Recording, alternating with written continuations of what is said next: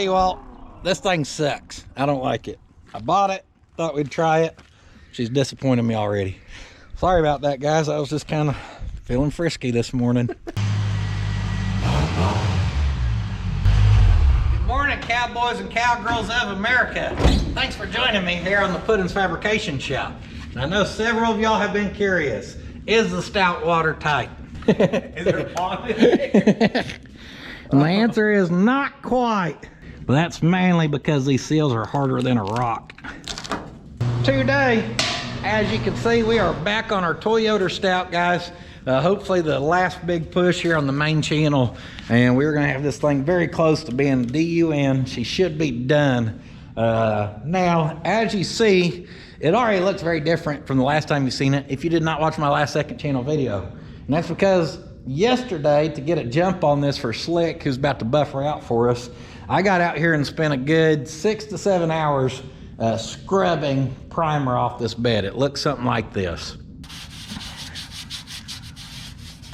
Yeah, not a fun day. This go around, Slick's gonna buff it like I said. I'm probably gonna blend on her bumper some. We've got like a cut right here I need to weld up and do something with. We're gonna try to get the exterior looking as good as we can. Yeah, she's kind of full of them. But you taught me this thing, where if we shove right there and tap right there, it's gonna badungie out. Here, every dent needs a good badungie in its life. I'll show y'all how to use some little metal polish and stuff. We may polish on some of our trim and bezels and all kinds of good stuff. On top of that, in the interior, as you see, the seat's out of it. Top Stitch Taylor took it last week for us. But the interior needs other work as well, because that bezel's broke and that's not okay by me. So on the inside, we're gonna look at getting some of our trim pieces in. Since I gotta pull all of that apart, we're probably gonna go ahead and put our stereo in. I got a new evaporator for the AC system. Anything around the dash that we can get done, we're gonna get did. And by the end of all this, we should have a Toyota stout that any Oklahoma wild man could be proud of. Dang, did you just give her the old Papa dent? Yeah, she's a little. Pop her out, and then what? We tap up there where the little crease is? Yep. And by buff it, I meant with a little dent repair. Hold on. This thing needs a quick polish. Yeah. Guys, if you're gonna, like this thing, obviously we're not too worried about the paint. We're gonna buff what's there, but let's not act like if we knock a little paint off of her, it's gonna be a big deal. But this thing's a little buggered up, so we wanna smooth it out where we're not knocking divots into our metal.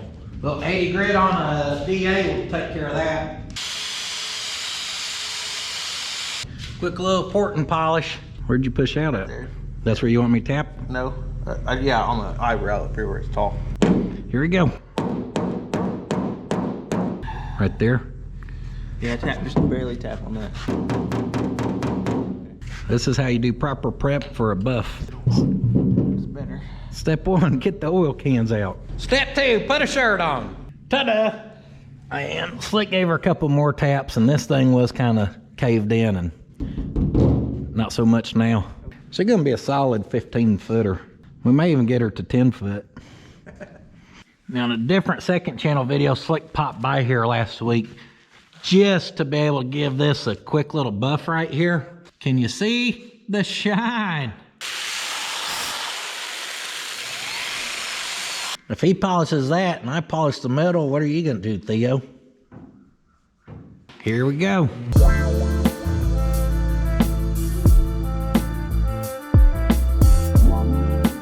Just playing, guys. We ain't gonna make you sit through that again. Look at that already. Holy cow. If you just see how clean that starts to get versus this stuff. Oh, it's so filthy. Who's a dirty boy? The old stout is. As Slick works, me and Theo's gonna sit here and just watch, you know, sit around, be bums.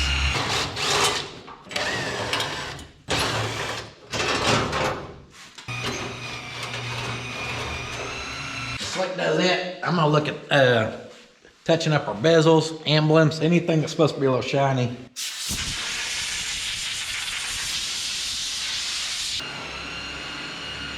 Hopefully this will do her justice. Here's our little before. To get her after, I'm just gonna take some of this metal polish I'd found online, squirt it all over my finger, And then we'll get some actually on the bezel. Just give it a scrubbing.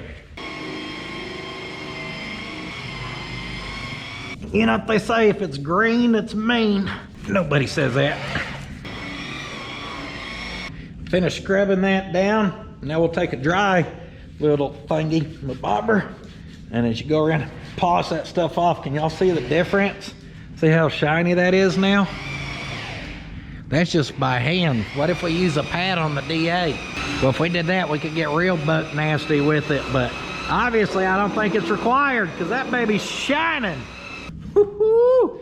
How's that for a little before and after, huh? Look at old doll there, and then look at old shiny honey. Looking good, mama. Is Theo up in the loft?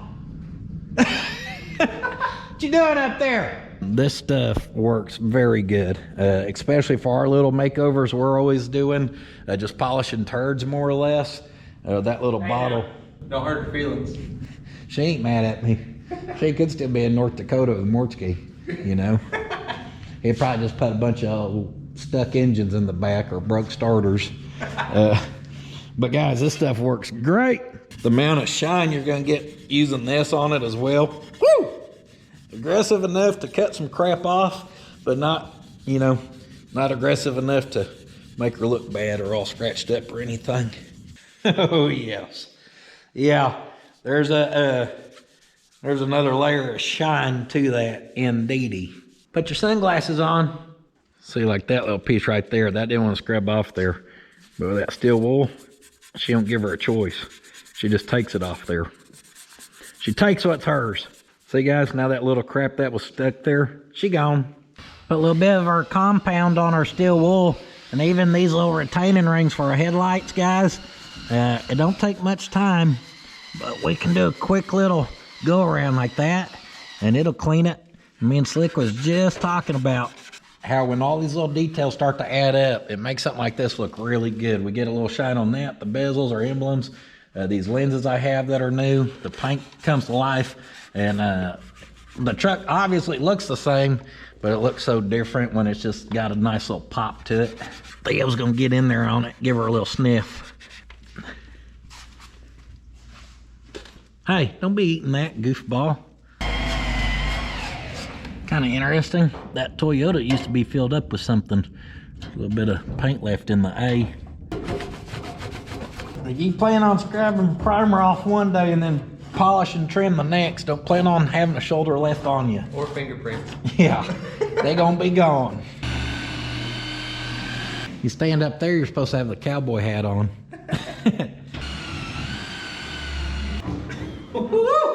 Holy cow. It's just cool to get some reflection and shine off this thing. Who wants some?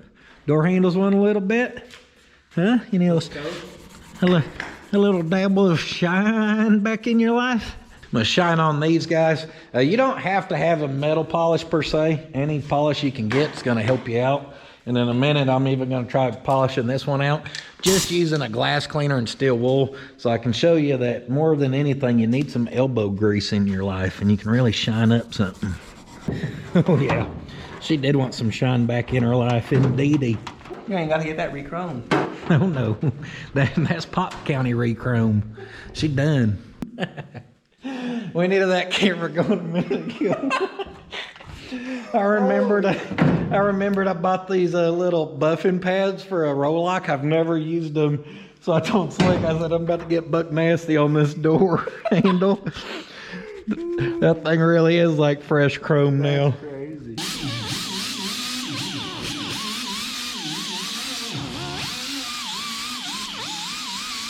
Yeah, those things are good. They work so good. How's she buffing out, Slick? Good. That paint looks like it buffs out easy. It's coming back good, yeah. Look like a fresh ice cake, baby.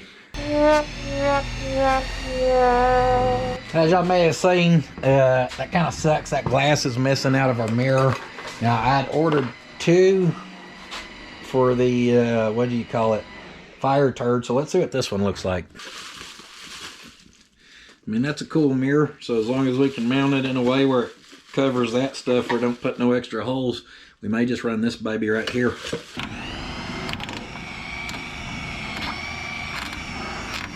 It helps if you clamp the nut on the inside where you're not just spinning.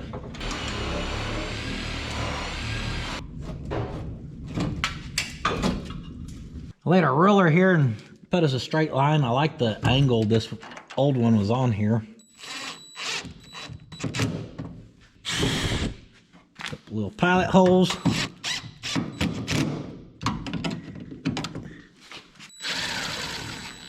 There you go. That's how you buff out that mirror and make her shine again. She even reflects now. Yeah, that looks good. Man, does that look good. But Puddin', what if I ain't got your fancy metal polish? Do not fear. Get you any type of streak-free glass cleaner. You can streak it, I don't care. Just polish on her with some steel wool. That's easy enough. We're gonna have a showdown. Yeah, we ain't sponsored by nobody. We'll have to find out. You know? We will drag your asses through the mud. If you can't outperform this, we're about to put you on the spot. I ain't gonna lie. This stuff looks like it did pretty good. Dang. Yeah, man. I think it was the steel wool that did it. But there you go. Light comparison. Yeah. This one is just a hair better. Right, just a hair brighter, but not. Not worth stressing about if you got glass cleaner and steel wool. Don't miss my one spot on the tailgate. Oh, we got her shining, don't worry. Woo-hoo. There's another spot we're gonna have to touch. I've been using our pad on our DA, and up here we've got no shine. I don't know if I can get this where y'all can see, but she's reflecting a little as well.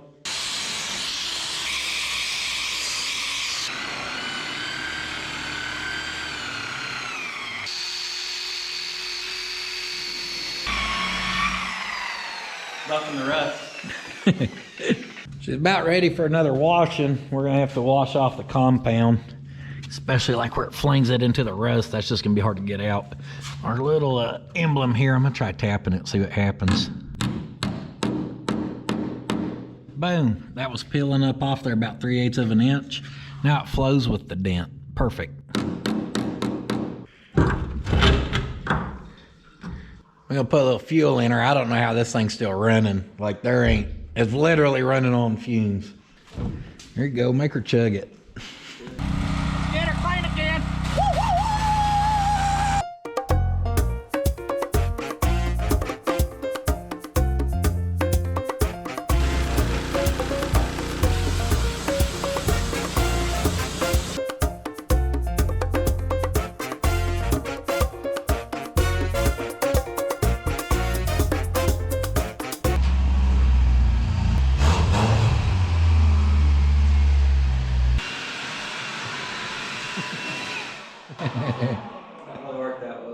I want to fix this. I don't know if y'all can see, but that bedside's running like that.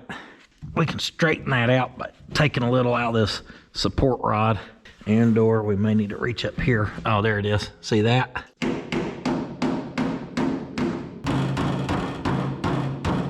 They had a couple of them little humdingers on the bottom edge, knocked them flat, knocked that one flat. Now that's holding much more straighter. The only thing I'm not in love with right now is just the fact that there's still some bare metal on some of that rust, but that'll darken in. This truck's been an emotional roller coaster of I like it, I don't like it. It is cool, it's not cool. Right now, I like it, guys. I'm so ready for that to flash rust over on the bed. But besides that, you talk about something that's just different. Where are you gonna go drive around and see another Stout on the road? I mean, not hardly never. I was looking at my list here of part of the Makeover bin bed hook. We're just gonna finish banging these things out, quite literally. See how that bed hook's a little crooked? And now it's not. That one could use a little tune-up too. I've got the tuning device. Check, license plate front. Our theme with this one, well, it ain't been a theme, but the color we're using underneath the hood is red. I'd found this in Slick's grandpa's truck, the 92 that we took apart to build this one. I found this brand new wrapped up behind the seat, and I said when we got this truck done, this was going on the front. I plan on doing a little red on the interior, and we're gonna get some red pinstripes on her eventually. Check! Now it's really Grandpa's truck. I don't know about in other states, but here, most of the old people have definitely have like a Jesus tag or something. Yep. This sucker's gonna drive on water now. We're gonna keep this party going. Slick just had to run to get his kiddos. OK Speed and Custom, if you wanna check out his YouTube shenanigans. Now I'd put a relief cut in this little humdinger, and we need to line it up and get it welded up. We must remove the rust.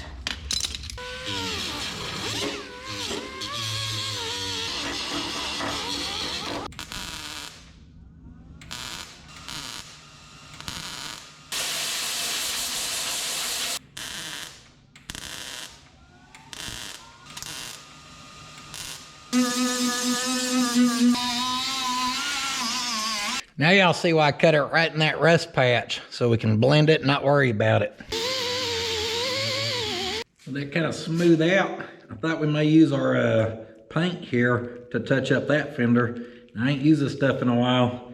Apparently it'll set up. I mean, this was a brand new jar, never opened. Our paint here actually has metal particles in it, little metal shavings. So this dries, and then you put like vinegar on it, and it gives it something to actually rust, and it makes it nice and textured.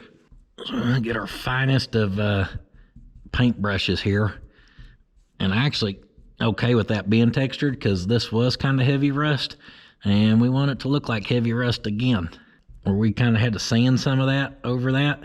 We can lap that over. All right, we'll see if that stuff will dry or not. We're gonna keep this party going and look at tuning up our bumper. I wish it all looked like this side. That piece of 1/8 inch actually, whoa, has some surface rust to it. This stuff's clean mill scale. So I'm gonna sand on it some. I think we may dab some white paint on this back bumper. And then I'm gonna try some techniques to blend it and fade it. I mean, we ain't got much to lose. If we don't like how it looks, we'll just strip that white paint back off, and this can just naturally rust over time and blend in. Or the white may look good. I can't quite figure out if I'm gonna like it or not, so we're just gonna try it.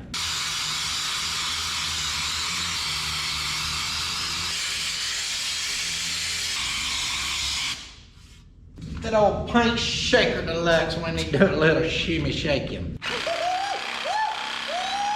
Shaker, shaker, shaker can. If this can't shake it, nothing can. Ow! Ow! Careful, it'll bite you. Get it, get it, get it. Satin heirloom white. This was a color I'd found that I used to blend in down there. So it's kind of close enough-ish. Not so much now that I realize this truck's actually white, but we're still gonna run with it. There should be enough distance between the bumper and the tailgate and all that. It should be all right. I just thought it may look good to have a little white left, like maybe this used to be a white bumper, and I'd actually like it a lot if everything would just kind of fade up to it. Oh man, that's the bad thing about paint. It somehow magically shows your marks through there, Sharpie marks and crap like that. Ew, nasty. I put a scoop of that metal paint in there and poured some vinegar in there, so we should have a rusting solution now.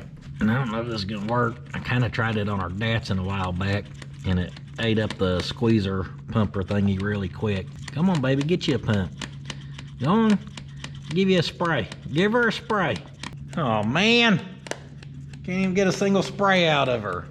Watch out, I got her. Ain't getting a lot, but we got a little. I don't know. So far, that side looks better to me. I think we'd really have to rust that up where there's just hardly any white for me to like it. So we may be onto something there. Just a dab will do. It's working. Giving that a spray down. And then I'm heating it up so it can drip off. Cook her on. It's like a patina easy bake oven, guys. Just set it and forget it. Hey Ma, Puddin's in there cooking up some rust.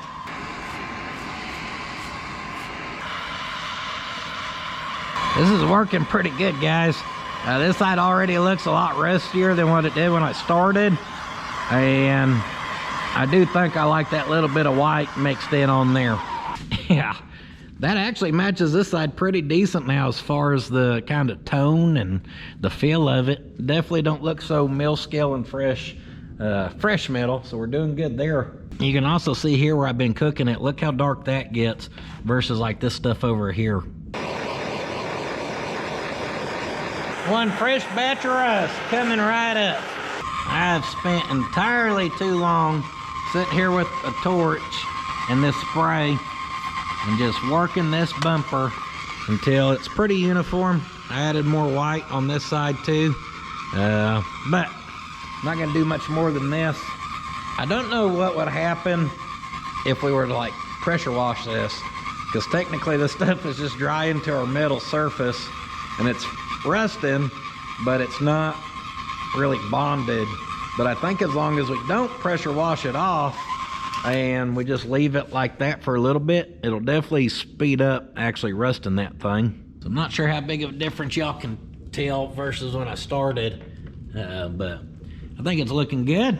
Up next, I may try, it's one of those things, we're gonna try it. If I don't like it, we're gonna take it right back off. I thought it'd be cool if the Toyota would have had red letters. It'll kind of go with our red on the interior, a little bit on the front, blah, blah, blah. So we may try dabbing a little red only where the white paint's left, and then kind of scuffing on it and trying to make it look like it had been on there. Get a load of this sloppy work here. No prep, no back mask, just sure will. That's right. I'm just kind of spraying that on there. And I will say this oven cleaner does not take off this red paint like I thought it was going to. I mean, it's looking pretty good, but there's a little red paint that's stuck in there. I started to do these three all at the same time, so the paint had a lot more time to set up, and it's a little harder to get it scrubbed off there than I thought it was gonna be. But she'll look pretty good when I blows your doors off on the interstate in this thing. So as it runs, kind of get it, wipe off what you can wipe off. A little steel wool goes a long way on this stuff before it sets up good.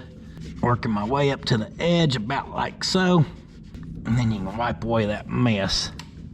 And work our outside edge, and we'll work our inside edge.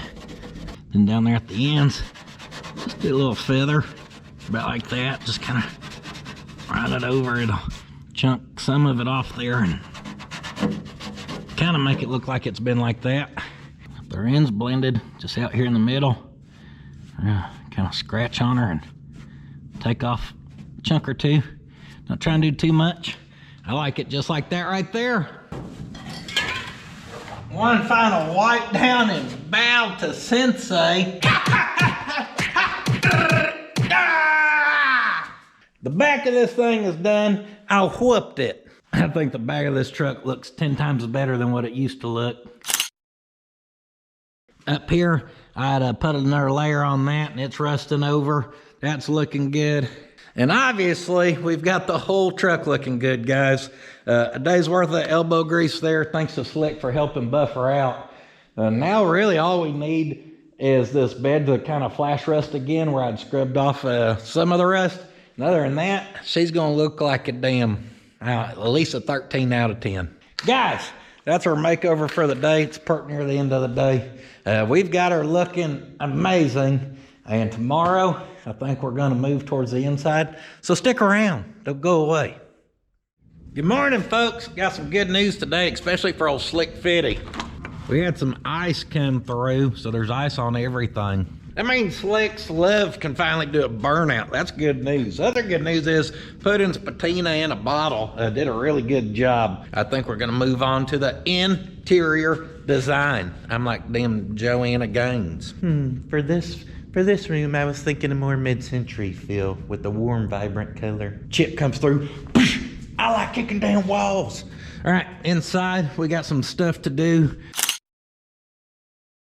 As you can see, we've got a broken piece that's been here from the get-go. And we need to transition our cab to our dash somehow. That looks terrible. We're gonna do some prep work, like getting this ready for a headliner since it's got old foam glued up there. We're gonna look at putting a stereo in it. We're gonna look at putting a new evaporator in it, and all kinds of other little piddly doodads and doohickeys. Up first, I wanna do the messy stuff, and we're gonna just start with doing a little metal fab. I wanna start with getting that dash transition figured out. What I'm thinking is we've got a lip right here, obviously. So that gives us something we could attach to, as far as we could put a nutsert in there possibly, drill a pilot hole, just be able to put a sheet metal screw. And we're probably just gonna figure out a lip that can attach on there. And then we can either, since that curves, we'll probably have to then do another piece to butt up to it and weld it and smooth it out. But something that can drop down, match to here. From here, we're probably gonna come over towards the top of our vent and then just try to run flat out this way. We may slap a couple dimple dies in it, we may not. I think we're gonna have to just start kind of figuring it out and see what we like. Dang, partner nailed that. So first we'll figure out our top piece real quick. Just had to keep trimming on that till I get her where she matches up good right there. Now obviously we need to extend this way, and I'm gonna figure out how to clean it up that way. But next we've got to figure out how we're gonna mark and figure out where our edge is gonna be. So as you can see, I'm kind of just giving her a little love shove. That's what it is. And that little love shove can mark our edge. Now she's a little bit of a pain, but I think with that little tape joint right there, I think we've got it. That brings me all the way over there and tucking all the way up behind the custom defrost duct. We'll transfer it to a little 18 gauge sheet metal and we'll let the Chomper McChompersons do their job.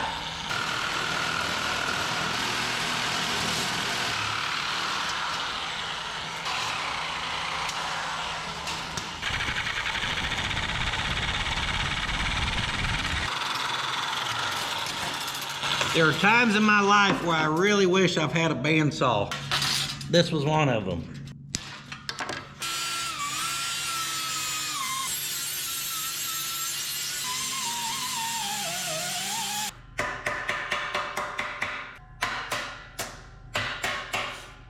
So as you go to try her on for size here, it looks like I don't want to fit. It's a big old gap up here, but as we push this thing down and lay it flat to match, it kind of just goes right into place. Now here at the ends, it looks like we can kind of break this corner down a bit. Just kind of tap it and roll it over, I mean. And I'm actually going to trim underneath here. And we're going to do a little taper there over a flat piece that's good to that. That needs trimmed on just a hair. Not much. And other than that, we need to decide where we're going to put our fasteners, guys. Boom, boom, boom, boom. Boom, boom, boom, boom, boom. When I had this up in place, down there at the end and down here at this end, I just randomly put a mark where I thought would be about right. We'll make sure to center it up and punch it. Now in between, I put us marks by going like, oh, one at 7 inches, measure this one, it was like 8 inches. So you know your spacing needs to get bigger a little bit. And what we ended up with was 7 7/8 gives us a amount here, and it keeps all of our spacing about the same. Pop, pop. Boop, little Cleco. And this one down here, we want to make sure to push it exactly where we want it, which is right there. Perfect. If you ain't got Clecos, you can use like a sheet metal screw. No excuses. Don't give me no excuse now. Well. There's our basic shape. We'll probably end up attaching something on here as well. Maybe 1 or 2 even. Doo-dah. It is time for me to figure out poster board. I'm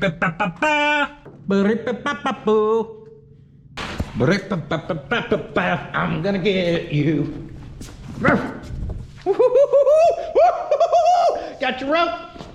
Dope on the rope. I got your rope. Ha!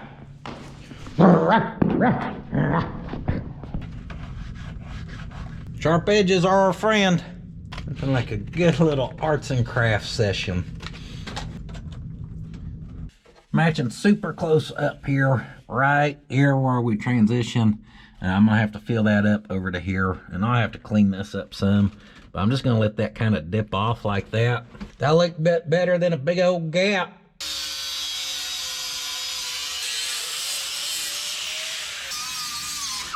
Try to use our shears. I don't like them because they warped the metal. If y'all seen how wonky that one piece was, I wasn't too worried about it because I knew it was gonna curve. This piece I want to stay pretty stinking flat, so they'll slice and dice it is.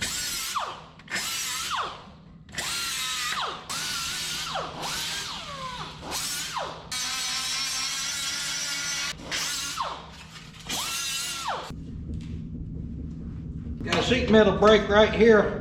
Gotta curve her around. Going live.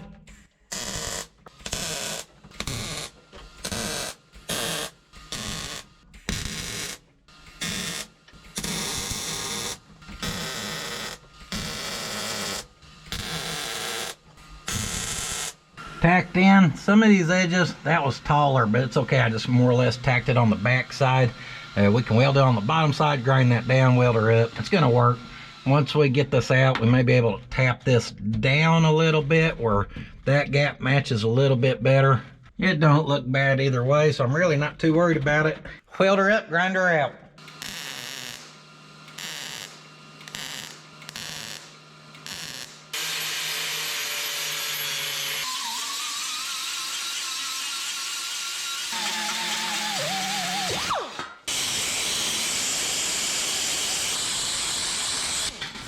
That's the whole wrist killer. Boom.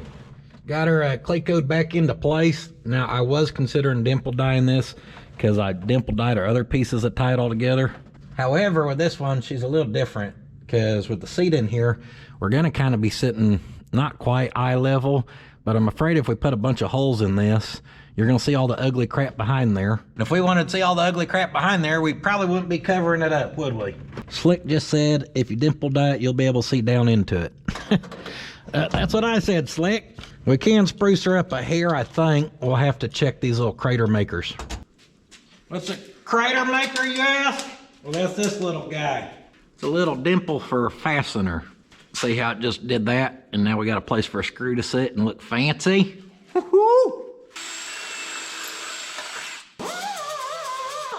What are you doing up in the loft again?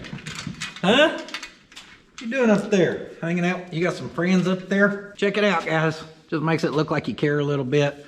We're probably a little thin on our flange here to be doing this. Hopefully it don't warp it none, but I think that'll look good. Yeah. Watch out, Theo. Grab my coattail, help me pull. Yeah. And that's a workout. But there she be.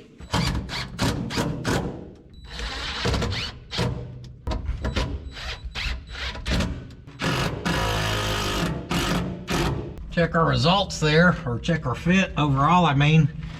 Pretty happy with that, guys. She'll work. Little rattle can Dan action. Little primer on her. Now our other side actually needs to match up to the bezel that's missing. So we are gonna have to replace that before we can build the trim pieces for the other side, which is rather unfortunate. Next, we're gonna look at mounting some of our stereo equipment. This is an amplifier and a subwoofer built into one, just cheap off eBay. I put something very similar. It may have been the same one, I don't remember, in my international pickup, and I like it. No, you don't get crazy bass, which ain't what we're after, but it will help by giving it some instead of having none. These have little L brackets to mount it. These L brackets are rubber, I guess to isolate it some. So for the 2 screws holding it, I'm putting plenty of red Loctite because we're hoping that never comes apart again.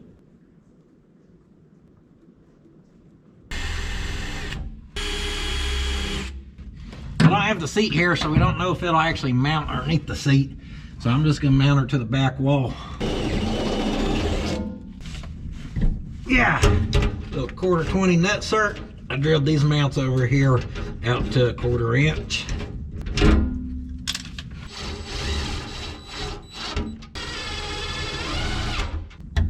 It's gonna work, guys. Now I'll just mark the bottom 2. Repeat. Pretty solid. Boy, I didn't plan on being a sheet metal man today, and I ain't one. I got a little paint on that and pop it in. I think that looks better, guys. It blends pretty good paint-wise. It ain't perfect. I think in the future when I have the truck pinstriped, I'm gonna have that piece of dash pinstriped. If I lock in a name for this old stout, We're gonna probably paint it right there too. I should probably name it Two Timing Timmy, because I had to do everything 2 times on it. We could name it Second Time's a Charm. We could name it 2 Will Do, for the 2 tries it took to do everything. We could name it The Twice is Right. So The Price is Right, that was a good one. All right, not so much this go around. We are about to do something for a second time. I was more or less talking about last on the rear suspension, how I kept messing crap up. We're about to make some sheet metal pods, and here's our template to hold our kicker speakers. Oh yes, here it is. We're gonna turn this into that. Now, sheet metal is a lot of the same old crap. First step is to always make sure you get you a good template. We're gonna check it to this side, and yep, that ought to work. So you can see we're gonna cut that as a flat piece, then we'll bend that, bend those. Whoop, she'll slide right into place.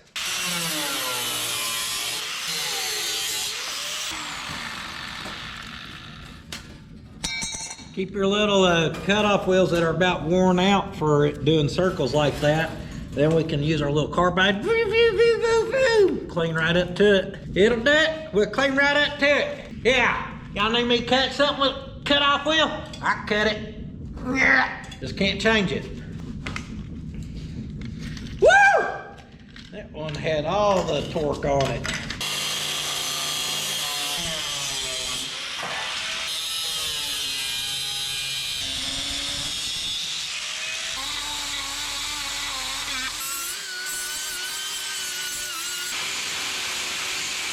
Quick little sand job just to help some paint stick to that.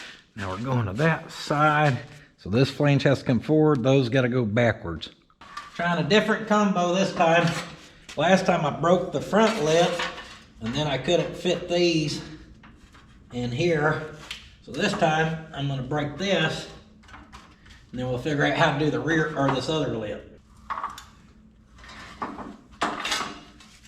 These just kind of fit back in that pocket, and it'll kind of create a little bit of a box. Not really.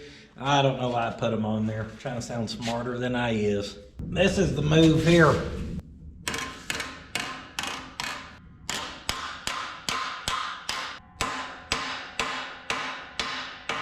All right. She's ready to mount. Little slip fit action. We do have to cut out a little bit of that. So I'm gonna do this, and then we'll and mount it, and it'll be good.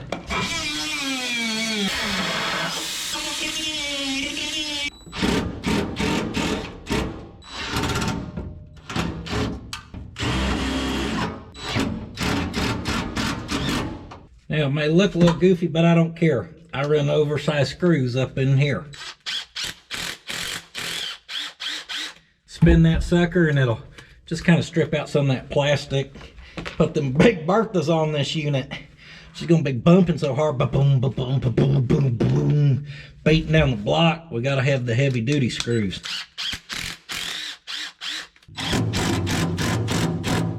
Slap some paint on it. Next up, I do the funnest job in the world. Ha, ha, ha.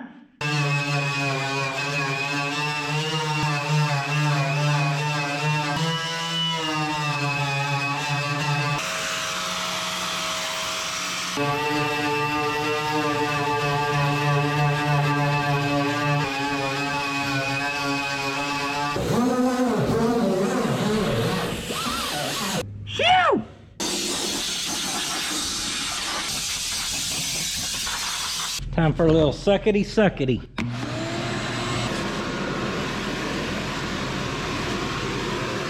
Looks like a rat's nest.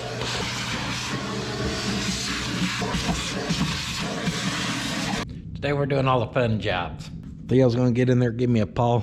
I remember I had a couple boxes of half-used Kill Mat, which is just a brand of that dampener you can get like on Amazon and stuff. So I'm gonna do our back wall here. We're just spraying or foaming or whatever. So we definitely want to wipe her good for dust. That way we get a good premier adhesion. But guys, I'm not gonna make you watch all this because it's a lot of the same old stuff. Peel and stick, peel and stick, peel and stick. I may have got a little off walking our pieces down through there. It's okay, I'll cut little filler pieces and we'll get her kind of squared back up here. Before that used to be like badoing, badoing, badoing, but now it's like boom, boom, boom. Just that little bit will do a good job. We don't got to worry about trying to do all down here or up in here.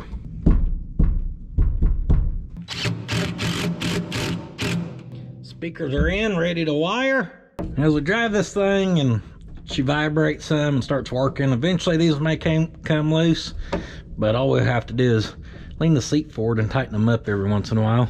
Maybe. They may never even be a problem. But dang sure don't feel like it took a full day to get that done and just that done. But she is looking better. Oh yeah, don't forget about it there too. And that was the nitty gritty messy work, baby. Now I got to looking earlier at our little dash piece here, and I wasn't really planning on scuffing it, but maybe some. All right, now this can't be looking perfect. Oh, somehow I knocked a couple chips in it, which actually looks good. Right there, be careful, the magnet on this base of the GoPro got me. But there ain't perfect paint in this truck anywhere, so we don't want this being too perfect. So we are gonna have to scuff on her some. Scuff, scuff. There we go. Gotta get a little wear on it, huh? Had a couple paint runs over here. That's all right. We want to scuff through and highlight them like that right there. Gives her a little character. Clean her up. I'll be ready for some pinstripes. That'll be ready for some stripity stripes. Here we go. Final push of the day. Get your flat heads out. Now, this is something good to do before you go in for a day, because we're going to put some paint on here that can then sit up really good overnight. And what I want to do is get these old seals off here. Obviously, they're going to do us no good. Now, I'm not even sure if I can actually get a seal kit for a Toyota Stout. Maybe from overseas where they're more popular, Japan, Australia. But if not, nonetheless, we can still find some type of shape of weather stripping to glue in here and try at least. So we're gonna get her ready for some fresh seals, even though we ain't got the fresh seals, just so in the future, we ain't gotta make a mess with a nice interior in this thing. It'll already be ready to go. Now some of this, like that right there, where that's rested underneath there, boop, it'll come right off. Then some of this, well, this is really the first piece I found on this truck because I've already done the other side. Somehow still has a little bit of life to its rubber and glue. This stuff up top looks like a old dog turd. Smells like one too.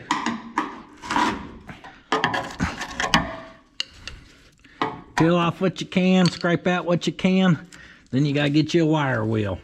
I was gonna use the one from the angle grinder, but this thing looks like Cynthia from the Rugrats.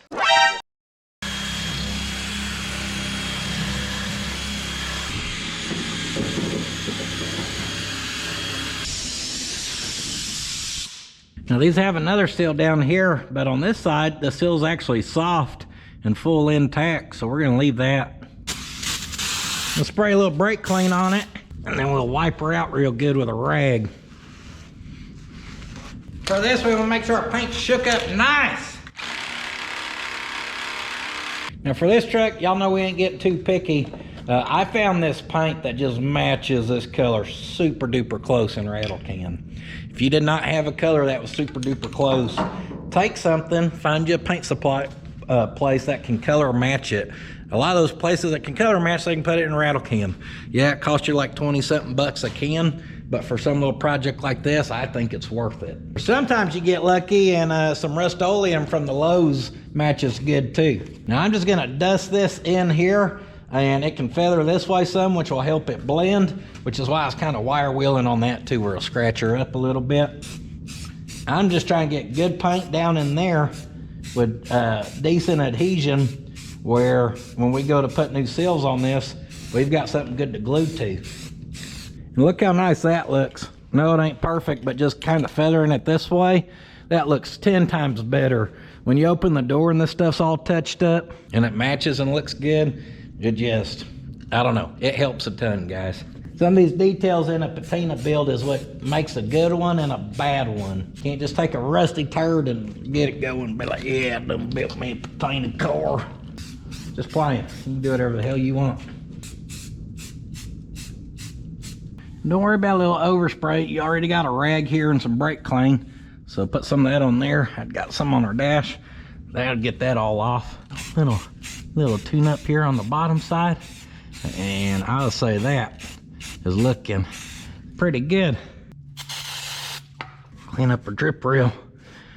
And I think we let that sit overnight and set up good. Man, that looks better. Here's how we're gonna end out our day. Just some elbow grease, guys. This crap still got life in the paint behind there. And obviously we could buff that out if we wanted. I don't think it's that serious.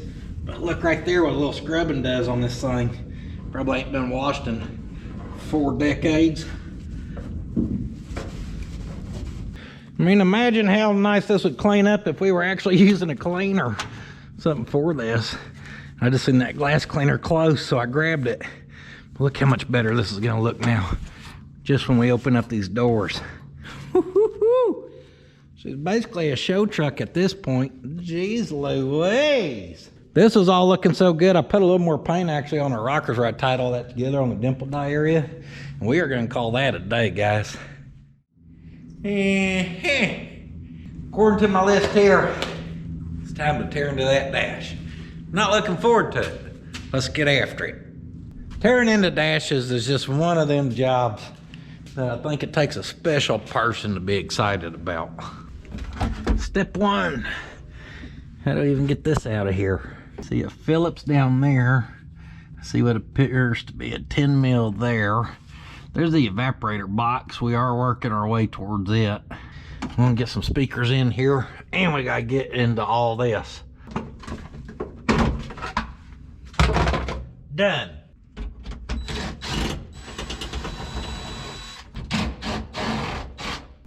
Aha! Looks like we have one missing screw up there already. And then our other is right here.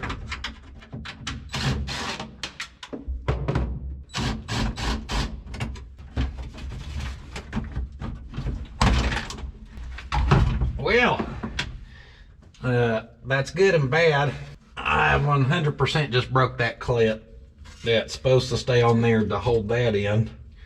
Oopsie daisy. So now we're gonna have a flappy dash glove box thing. Off to a solid start. That's really, I guess, all it takes to get into this, though. That's easy enough. Lots of dust in here, showing her 200,000 miles that's on her. There's our speaker wires. Oh, I guess I just realized that, does it hold our speaker? It's supposed to hold it, okay. That looks like it probably came off that little bracket right there. Just tuck her back, that's fine. That stuff we're gonna have to blow off. Handful of these screws holding this. And I think eventually we're gonna get her working. I think this little cover pulls straight out. I don't know, kind of learning as we go here. We're starting to do something because she's wanting to wiggle.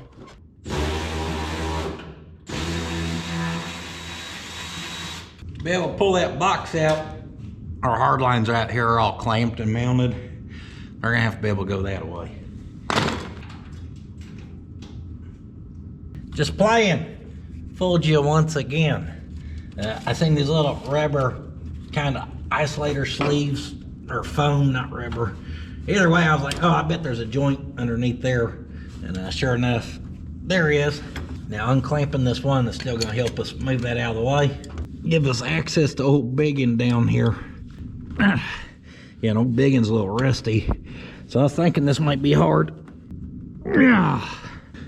Maybe if we give her a little smack. Oh, you gotta go till that elbow hurts. Then you gotta quit. Let me get my little speed wrench on it. Man, I got a turn, but it's not like it just freed it up. This ain't feeling too good, guys. This is feeling quite opposite. Feeling bad. If that does finish coming off there, it ain't gonna be happy. I was hoping to get this buttoned up and be able to service the AC tomorrow. As you can tell by now, that is not gonna be able to happen. The good news is, even though those are tore up, at least we can get this out of here now. And you can tell why I wanted to get in there and replace this since we're kind of here. Look how packed solid that thing is. You weren't gonna get no cold air, not out of this sucker. Little mouse house in there. Most of the fins are just packed with dirt. This side's a little cleaner, or appears to be, but like I said, I can't see a lot of daylight through there. A few clips and a few screws. Let's see what's really hiding in here. Here she comes. Yummy. Gonna rod this line right here, and other than that, we got to see. I got a new, what do they call this? Expansion valves. However, there's a lot of people saying that they have the wrong threads, so we'll just have to see what we got. See if we get lucky and have the right stuff or not. Now, I don't know if they were saying the threads weren't the same on this side or this side. Well, those look right to me.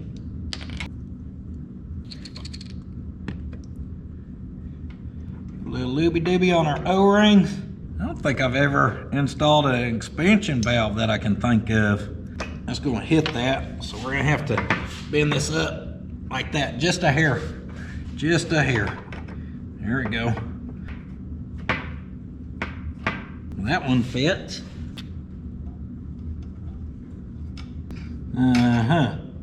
Maybe this is the one folks are having problems with. Well, that's unfortunate. Oh, hold on. Look. Is this the right threads right here? There's a little adapter. With the little help from a adapter kit, we may have this engine running just like a song. That's it, guys. So this will go on here, and then that'll go on there. And you'll have to drop this little piece in there. Don't forget your O-ring on the back of it. And that should slide into there. And we lock her down on here. Adapter complete. There we go. Put this new pressure switch in. Made sure to get all of our stuff tightened down. And then this end of it, I just slide her into this little sleeve, kind of how that one was. Which one y'all think's gonna operate better? You're right, probably that one. I probably messed this one up somehow already. Oh look, there's a little isolator clip thingy-mabobber. And look, this one don't have it. All right, old one's ready for scrap metal. Our new one, I went ahead and cleaned out our boxes. We're gonna have to try something because this thing had foam all the way around it, but that foam was just falling off. Kind of like our old door sills. I just took a wire wheel to it. It literally just blasted it off there. They were crumbling. There's no way they were gonna seal it. So let me slap all this back together and then we'll try to figure out what we're gonna do. Don't forget to pop your wiring harness back on. And that inside was nasty, so I sanitized her with some Lysol wipes before I cleaned her out actually with the Get Gone degreaser by the Sweet Patina. Woo, look how pretty that is now. Woo! Thank you. Bless me. Thank you. I was hoping this was gonna work. Gives a little brake clean on a rag. Then you do this. Just plain don't do that. Be in here laying by yourself on the floor, not knowing what's going on. Our surfaces where any of that old foam came off of, I'm cleaning with some brake clean. And then this stuff right here I got at our dollar store, and if you watch my second channel, you'd have seen we actually fixed the heater flapper door thingy-mabobber on our Datsun using this same stuff. It's got an adhesive on the back, which is nice, because as you can see, it's really just as simple as peel and stick. Go! Should be able to pick that up at like Lowe's, any hardware store really. If you've got leaking trailer house windows, you got some of that already probably. Don't let that old trailer house be the only thing on your to-do list. Fix the heater core evaporator in your old rig. That baby's foamed up now, looking brand new. Now before we slap that back in, I'm gonna blow this crap out. We wanna clean, if there's crap in that, it should be in here as well.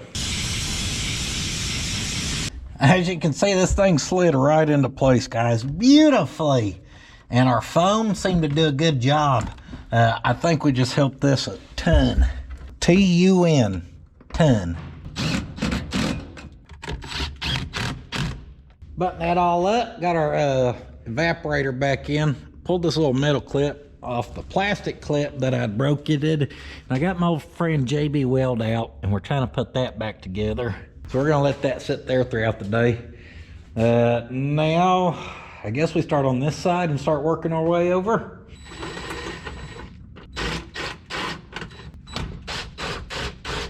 That one's missing. Oh, that's good. More clips are falling from behind. I didn't even get to have the chance to break them myself. That's supposed to be my job. Ta-da. At least I know how to remove that. That little thing apparently just pops around from our ignition switch. Then that frees up that side.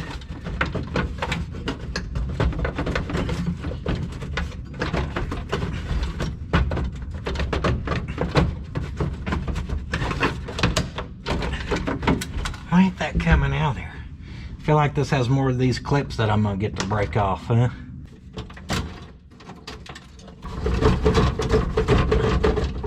Now, this ain't fun.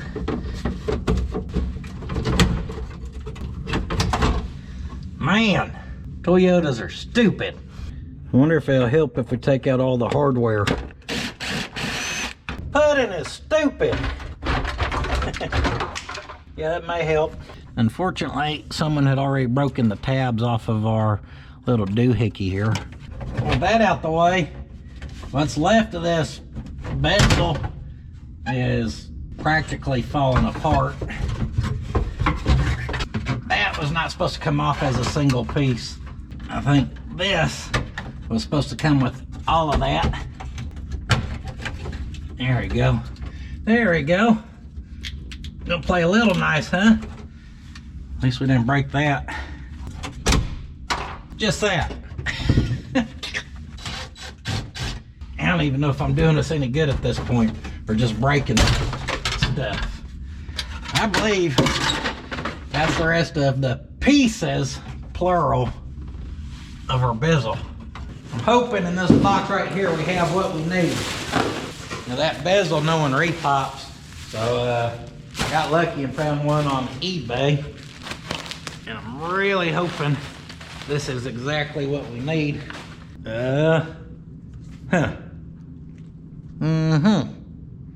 So apparently it ain't one big piece, that's the top piece. That does look close to ours. Now this top little piece that goes on this, they repop, so I can get one of them. I read they're not the greatest, but we take what we get and we don't throw a fit. The good news is this does have the cup holder piece, so as long as we got that where we can put our Route 44 Sonic drink up there, we're gonna be fine. We're gonna have to swap over our little dimmer switch because the one that was in here was missing the internals. It's all right. Ours has its internals. The hazard switch in this one actually looks better than ours, so we're gonna keep the new one. That just tightens up. And then we've got our choice of switch covers now, and we're gonna take the nicest looking one. And then we'll just, they had cut those wires, so we'll unplug that. This defrost, rear defrost probably. This probably come out of the 4Runner, whatever the SUV Toyota made, is what I'm guessing. So that's our two switches. I don't know. Yeah, we didn't have nothing up here, and neither do they. So that's unfortunate. We do have that we can pull out of ours and pop it right there. It would be nice to have another one of those covers. If we can't find one, I may pop our hazard switch that we're not gonna use in there, because I'd rather have something there than nothing. Just playing. I knew I had seen another one. Look, boom, we can pull that cover. All right. Those just fell out. Went to the trash can. Y'all hear that ice falling from out there? Goodness. I mean, I'll super glue them in if I have to. The rest of the interior is going to get the 100 PSI rebuild. A little pneumatic overhaul. Our little surround here that goes around the steering column, it's so sun cooked that it's a different color. So I pulled it off just so we can paint it. Oh, that set up solid. That's good. Don't worry, I keep a tube of the cheap stuff too. So guys, we're just gonna give this the budget makeover, meaning it's cracked, and we could try to find this piece as well like we did our dash piece. That dash piece wasn't really salvageable. But this thing, I'm gonna super glue her together like that, and we're gonna end up painting it. So we'll let that sit up. You can see how discolored this piece is. It used to be gray, now look at it. To prep it, just scuffing it with a Scotch-Brite, nothing fancy here. It'll stick or it won't, you know. The bottom things that actually mount that to the column, they're plumb blown out. Someone's definitely been into the dash before, I'd say. We'll try to put like some fender washers or something. That's on the bottom side. Dang, all that ice falling out there sounds like damn war going on. Pa-pow, pow, clam, bam, ba-boom, boom, boom! Grenade!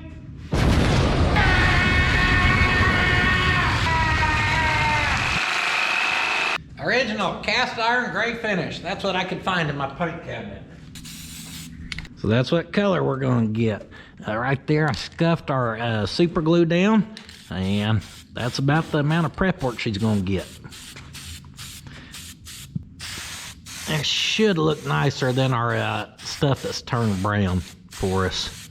I'm heating these up, and then I just bend it a little bit, guys.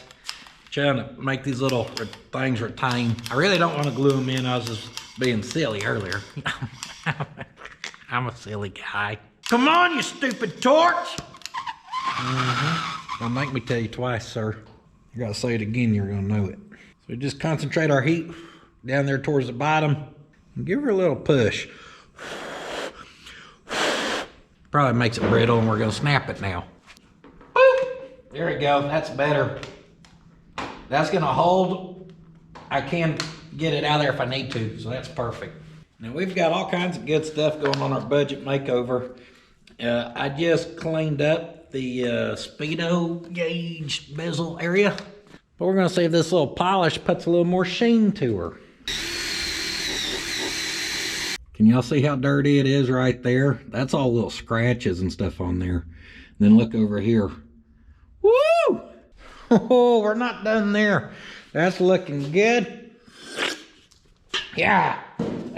But get your Get Gone degreaser, because we're going to use this impact in our little brushes. All that crap's cheap, guys. Buy you a set of $15 brushes, those little pads like I put on there, and some polish, and it'll last you for vehicles to come. And it just makes stuff nicer when you do actually want stuff kind of clean. I'm going to spray down this vent. It was nice and dirty. We're just gonna give her a whirly twirly with that bad boy. I can literally see the dirt pouring out of it. Dirt's just going everywhere. Get her nice gauges dirty. And that right there, guys, once I get her dried off, we'll have to probably blow her out with a little bit of air or something. That vent is gonna look so much better than just being caked with dirt everywhere. This little thing right here. You gotta be careful, all right? Don't beat the crap out of it, but just polish it on that or clean it on it good. That looks way better. So much better. Our steering wheel. Looky there. Let's see what happens. What'd that take? 8 seconds for that little piece? Now which one looked better? That or what was there before? All that dirty crap. You wanna show quality winning interior or not? Get your brushes out. Jeez, tired of telling you. You can see the 250,000 miles worth of shifting on this little knobby. Little dirty knobby Bobby. Let me work her. Hey Ma, Puddin's out in the shop polishing his knob. I took a little brake cleaner to break down all that gunk. Just since we had her out, I decided to give her a polish job. She ain't perfect. She's still worn out, but she looks a lot better. We may even get fancy and color her in here. Yeah, should have left it alone. Follow me for more pro tips. Cleaned all this up. Trying to get this fit back up here. And if we line up that don't have nowhere to go. That's not, I don't think, something ain't lining up here. I don't know if it's, what all's going on, honestly. That should just sit and screw right up into there, but we can't quite get there because of this. So I must eliminate it. Bet that don't get in our way no more. Now that pops in, our screw right there lines up. All right. I don't know exactly what's going on because this is kind of fitting, but then like these two screws that should go up through there into here, the holes are way back there. Like they're not even close to each other. I don't know if in later years something changed or what. Let's see what we can do to get this popped on there, if anything. This just got ugly and redneck. I don't know what the difference is. Now, people said these aftermarket ones fit like crap, but it literally would not click in one bit. So I put a self-tapper up there and up there.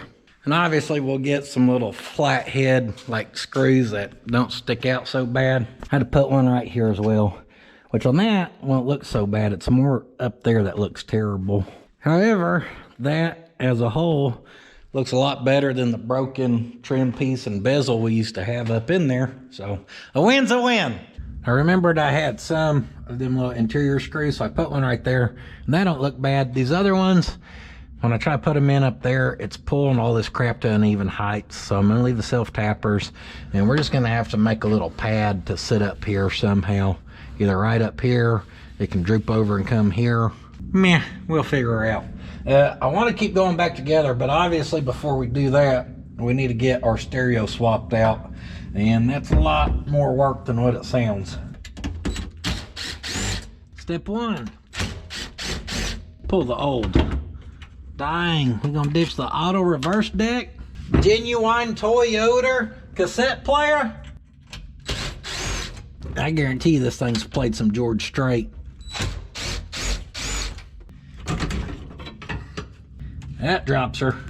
I ordered a adapter kit online, and I just assumed that this was going to be one of those ones that we had to put together, but it looks a lot like that, so I'm cutting off that top bracket because we ain't got no room for it. Now for a stereo, just this little Kenwood head unit. I just like to be able to Bluetooth my music to it or whatever. Nothing special. I thought I'd ordered a plug and play wiring harness, but I cannot locate it. It's rather unfortunate. As most of you know, you just slide your sleeve into here. We got to bend these tabs to retain it. A lot of folks have put hopped up radios, little aftermarket something back in the day. You young kids nowadays, all these new cars come with crap so good that you don't mess with it. You can't. How the hell are you supposed to take the 72-inch TV out of the dash? I couldn't even take this thing apart without breaking a bunch of crap. There ain't no way I'm getting into the dash of a newer car. Couldn't pay me to do it. Yes, ma'am. You know that dash you had me tear into? Well, I hate to tell you, that warranty is officially voided, ma'am. I rinked it. All right, you just bend those. That wasn't really catching, but that one there does. She snug-a-lug. Now, much like the rest of this dash going together, this is not working. When that hits there, there's a nice gap back there, so I ain't giving up though. See these little tabs here? I'm gonna cut them off and try to move these bottom ones to the back side, and then we may be able to make it work. You can keep trying to slow me down, Toyota, but I ain't giving up. My shop, my rules. So we can squeeze those behind there. Put that one up there. Hey, something like that may work as long as we can get the bolt started from behind. And now we can flip that one backwards there. That's gonna work, guys. That's what you gotta do. Well, the wiring party continues. Get our amp kit here, because because we got to look at running this to behind the seat. Had to run up to the parts house because we were going to need speaker wire anyways. And they had the plug-and-play harness. So as you can see right there, guys, you just connect the colors. You know, that's simple enough. Then it plugs in. We ain't got to butcher up our factory wiring. Kind of like that. So from the factory, there wasn't any rear speakers in the Toyota, so we'll be adding a couple wires. But like I said, also we got that amp kit. We're going to have RCA cables. We're going to have a power wire. We're going to have the signal wire that turns it on. We're about to have some wiring spaghetti mess going. First thing we want to do is drill a hole that'll have some nice sharp edges where we can run power wires through it. Sound good to you? Sounds good to me. I was just joshing, guys. I drilled it out a little larger and put a rubber grommet in there. I'll show you in a second. I'm not joshing about we're going to use some duct tape to lock down our wiring. Obviously, this will all be hid underneath our seat. So we're going to lock down all of our slack for our RCA cables. We're going to kind of get this underneath the seat.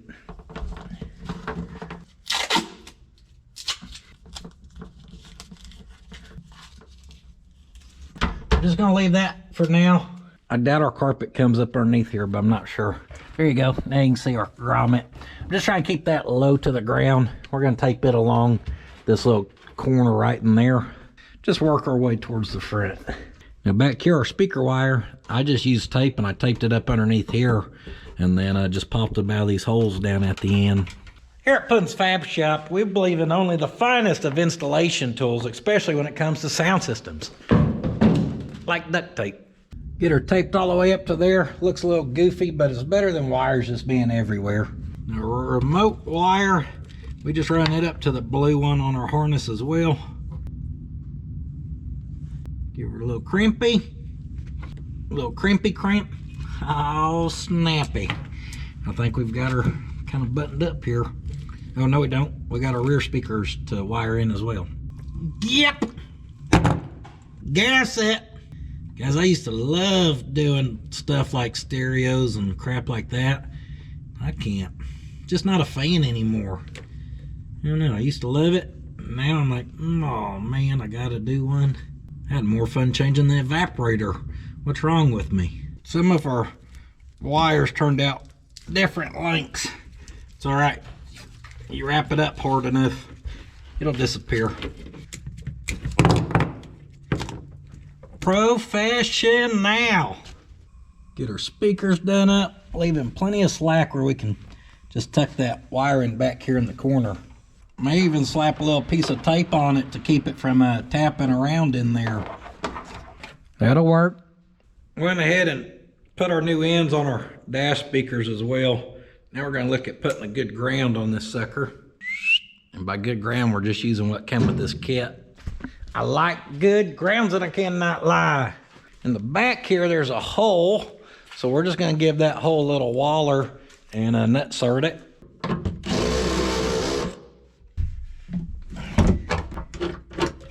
Looks like a ground to me. That'll ground it. Now for our power cable, we're going to run from the battery. So we got to go through the firewall. So saddle up, cowboy. We got some wire to run. Yeah! That pretty gets us a straight shot back, though. Get our wires all hooked up. Check out this quality fuse holder. You better get a pic. I know our battery terminal's ugly. It's been ugly. But I just hooked that up there. And I just checked the fuse just to make sure. And this thing basically will just fall out. Hardly any connection at all. So I'm gonna bend on these. Hopefully we put a little tension on them. That's only a 5-amp fuse. There we go. That made it snug. Snugger up. With that wired up, I want to test everything just to make sure we didn't mess up or miss something. I hooked our front speakers up. Just a little temporary fix. Well, the key's on and we've got nothing. So why don't we have anything? Looks like all of our fuses are good. Looks like she's got the classic add-a-wire in here. I can't remember if the radio ever worked in this thing.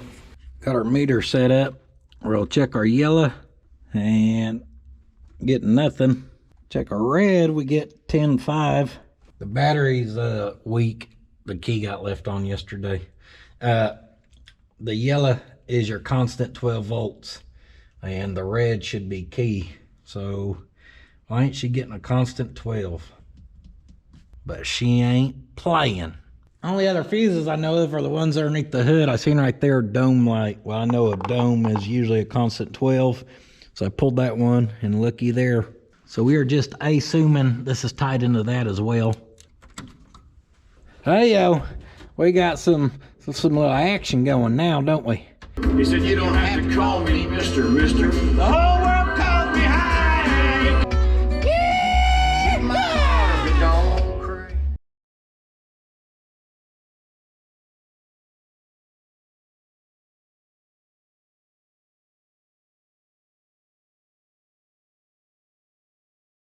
We're gonna get this wrapped up. One dirty interior panel at a time. A good thing I just thought about is this truck's lost at least 100 pounds from the dirt I've got from behind the dash. A little scrubbing, a little loving. As you get going here, you gotta watch your rags. That thing's hard. That thing could dang near stand up for the Pledge of Allegiance. Don't trust a rag that stiff, okay? Think about it. Pop our cover back on, little AC insert. Now we just need our little knobby thingies. Little selector buttons that want to slide right on. All right, on.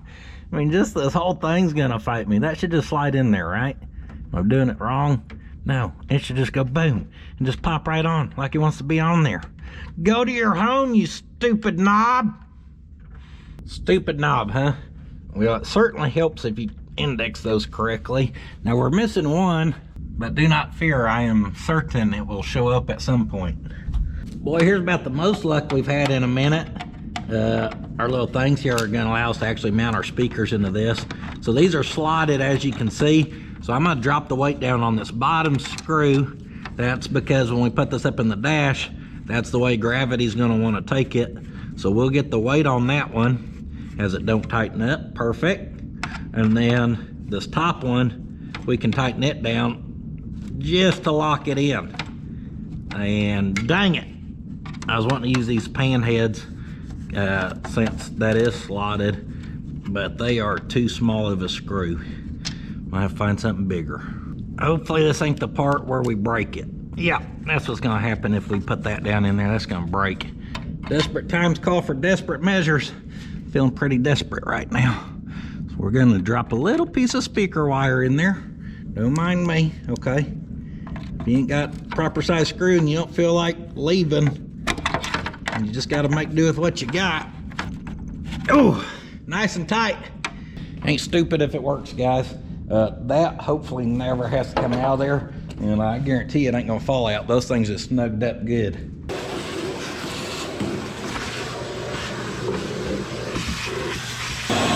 Cut it off. All right, guys, putting those panels in is about as fun as taking them out. You scrub them, you love them, you put them in. And that's exactly what our JB Weld clip had set up good. So that's all in. I'm leaving our bottom panels off for now because we're actually about to pull this. And then it is time to look at our carpet kit. We are going to put a new oil gauge in it. I want to wait till we get all the panels in to mount that, or maybe we can hide it somewhere a little bit.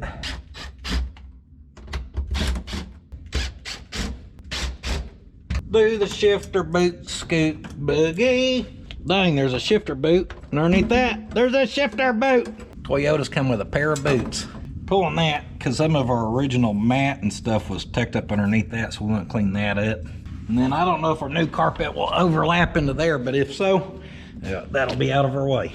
Now, if I was a smart man, the last couple days we've been in here working, I would already opened up this carpet and had it laid out where it could relax a little bit. But I ain't ever claimed to be a smart man.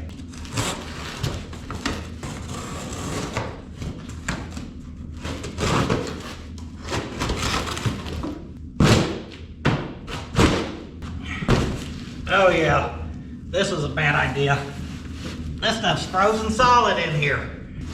Holy crap. Jeez Louise, that thing's stiffer than that rag. That thing's stiffer than... Never mind, I'll just shut up. Yeah, we should have had this sitting over where the heat's coming out. They don't even cut you for the boot? Golly. Now what if I missed the cut and we got a hole where it ain't supposed to be? See, we also have this little console thingy that drops down that I don't think our carpet accounts for either. So what I'm thinking is, from where it kind of kicks up here, we're gonna have to measure back, which was gonna get us 13.5 inches to roughly center of there. And then we'll have to kind of come look eyeball over here, back 13.5 inches, which is gonna put us right in here. And I hate to just cut a hole in it, but we ain't gonna be able to start tucking that down in there unless we can drop that there. There's one thing I ain't scared of, it's commitment. I kind of just, I don't want to cut a big hole in it, but I'm cutting like a plus sign so it can move some. And then if we are wrong, hopefully that could be glued back down and kind of disappear a little bit. Oh, that's about to go so good. Golly, this stuff's heavy. Hey, y'all see that? I got that mat on the bottom. Just so you know, in my experience, good heavy carpet in this mat is gonna outdo any aftermarket sound deadener, guys. I see that talked about a lot, whether you're using the spray and stuff, the stick in like we did on the back wall, that stuff's good. But for the floors, you just can't beat good mat and carpet. Not gonna convince me otherwise. I've used all the products. All of them. Yeah. Yeah. Hold on. Hold on. She's about to go. Woo! She's ready to run. Glue it in. I have to pull that back. The problem is that's got a long way to go before we hit our hole there. Start to manhandle it here. The problemo here is we need this to roll, but we can't because it's gonna hit. So we're gonna have to force it. You ain't gonna have to go. You ain't got a choice. Yeah. There we go. Get her off the shifter. Whew. She's looking snazzy. Well, this support is hitting right where they folded it, and it makes it feel like it's supposed to be there. I'm trying to shove that forward because we are undoubtedly gonna have to lop some of this off here. Here we go. I'm committing our first cut.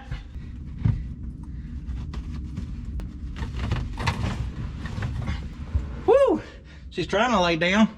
Oh yeah. Come on in there. Yeah, yeah. Our pad's landing in a decent spot, pretty well underneath the pedals, which I think is usually the goal. Shoo! She may make a looker yet. Now there's a little hemp molded in this carpet, and that's what I'm kind of using to line us up, or gauge us as well. And I cut up on that side, kind of got it tucked for a little practice. Now I'm gonna whoop on this side. Who remembers our old friend carpet shears? Oh yeah, these babies are back. Ah, I see. I'm trying to tuck that up there as high as I can go. The little padding on the back's actually kind of around like where pedals should go. But I'm just gonna mark her and pull her back out.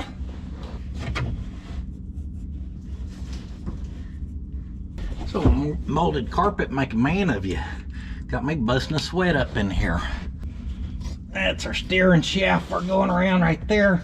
And then we go back up. Just kind of run her over. A little at a time will do ya.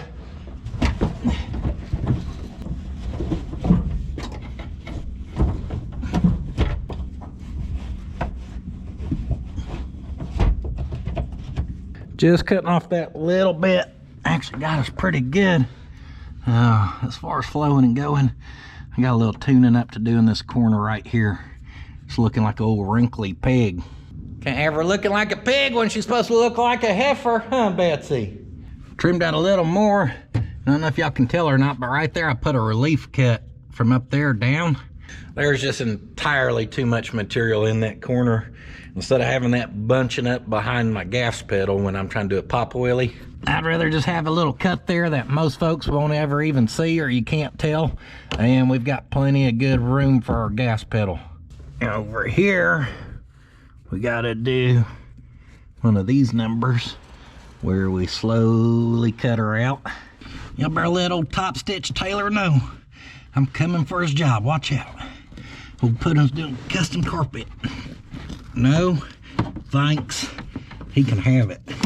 Now we got a kick panel that goes over here. So, hey, what are you leaning for? Over here where our kick panel goes, we're just slowly working down until that's gonna fit.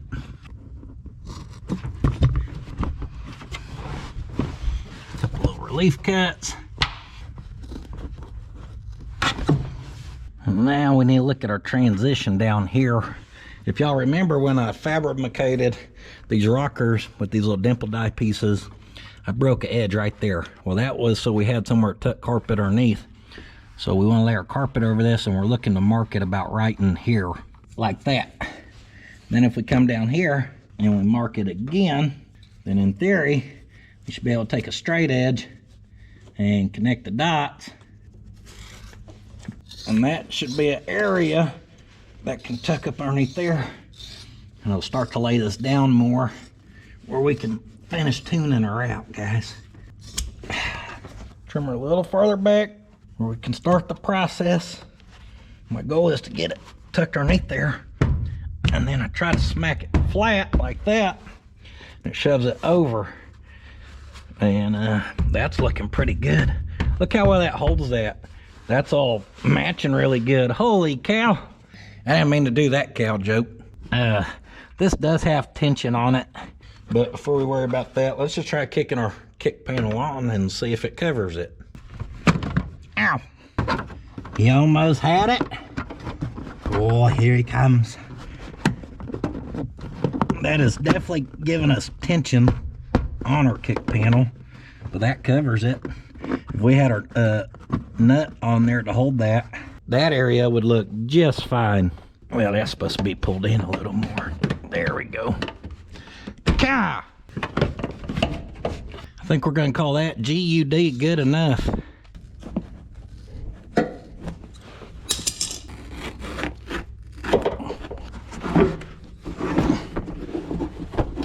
Just tuck that extra up in there. Uh-oh. I cut that a little too far. That's all right. It's all right.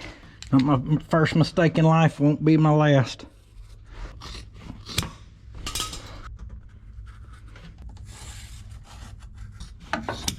In some areas, because there's a little plastic troughs with wire in it, this gets kind of tight, like right in here.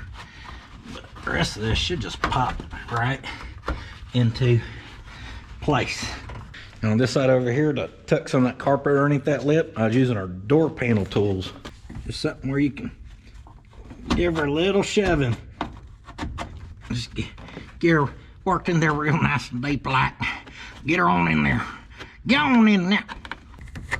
That plastic trough that's in there, that's what we're doing, is shoving that between that.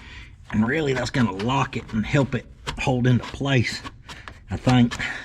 Waiting on our trim ring to dry. This little piece here takes a push clip. Lock her in. Now this is a little humped up. And what that tells me is we'd need to bring the whole thing this way and that away to take some of the slack out. But guys, it ain't humped up enough. I'm gonna worry about it. There's gonna be a little slack in it once we lock that down, but our seat overhangs like up to here. You know, I think it's gonna be okay. If you wanted to spend a full day tuning in your carpet, you could probably get it fitting a little better than mine, but I still don't think mine's bad. I'm not really a huge fan of aftermarket gauges being added, so I'm trying to tuck this up by the parking brake lever to hide it. Put her in a little hidey hole. Hidey, hidey hole. Now with any luck, don't break. That gauge will fit because I didn't check for clearance. Oh yeah, we're clearing. Oh, never even checked when I bought it yesterday. Voltmeter. I bought a damn voltmeter.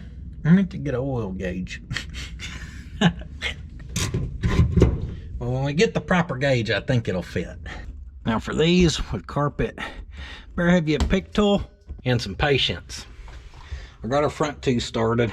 You gotta just kind of shove around in there until you find the hole. Then you use it to kind of line it up. And then you try to remove your pick tool without losing your sweet spot. There she is. Like I said, that little bit of slack ain't too bad. Hot damn. Look at this baby cleaned up, guys. Cool thing about going with the Toyota, the 92 floor, we got 92 Toyota carpet, and it looks awesome. Awesome. I reran a couple of our wires. I noticed this slotted hole, and I was like, ooh, we can probably pop our RCAs through there. Ran our power wire up through there, and now all that's actually tucked. Just act like you don't see that bit of power wire right there. It never even happened. You never seen nothing here at Tricky Ricky's Used Cars.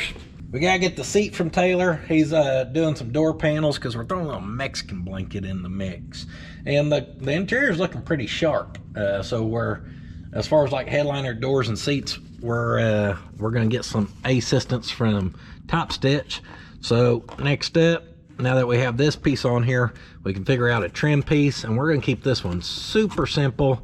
We're just gonna cut this shape right here out of some flat 18 gauge. We'll give her a little make her fit a little good. A little bit. A little something. Get your little scrap metal, see?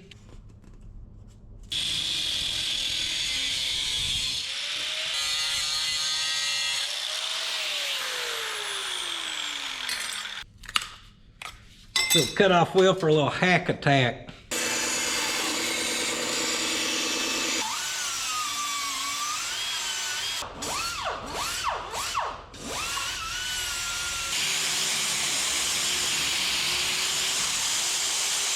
Careful!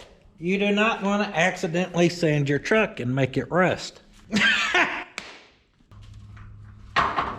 That's entirely too much curve to it, but now that we got some in it, we can just shove it back out there. Go match her till she flows. We're close. Looks like we may be trimming a little. Yeah! Tune it till you're happy. And then, yeah! Time for some crater makers again.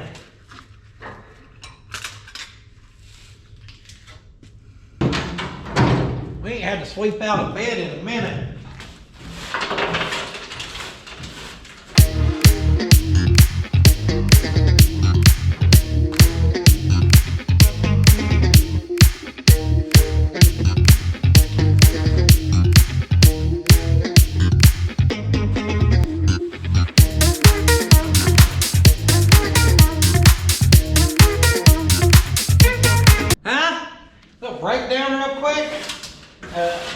I'll tell you what, it's hard to do on a ribbed floor. Red for your working pleasure. Hiya!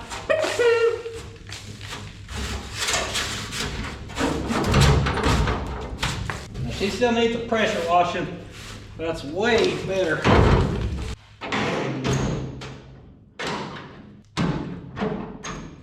Dang! The old Toyota Stout was ready to plant a garden back there, wasn't she? Mulch! Get your mulch! Rusty patina! Get your rusty patina! Over here! Our piece, I painted it, I scuffed on it, but there's so much rust on that piece where we're attaching it, it kind of makes sense to just keep the rust flowing and going and having a real good time. Our first customer! What would you like me to patina for you, sir? Stay away from my stuff. Ow! Woo! Woo-hoo-hoo! Mother Teresa! Y'all know vinegar burns in a cut? And of course, that'll keep rusting like our other stuff. But you can see where I put it was to flow with this rust. From over here, she looks all right. Can't even see it because of the steering wheel. I mean, that don't look bad considering what we started with. Up next, we're trying to get her sealed up. This stuff right here is just a universal. If you search D-shape weather stripping, it's like a capital D. You can get it in different sizes. On this back piece right here, because it fits in this channel, we're going 3/4. It's kind of big.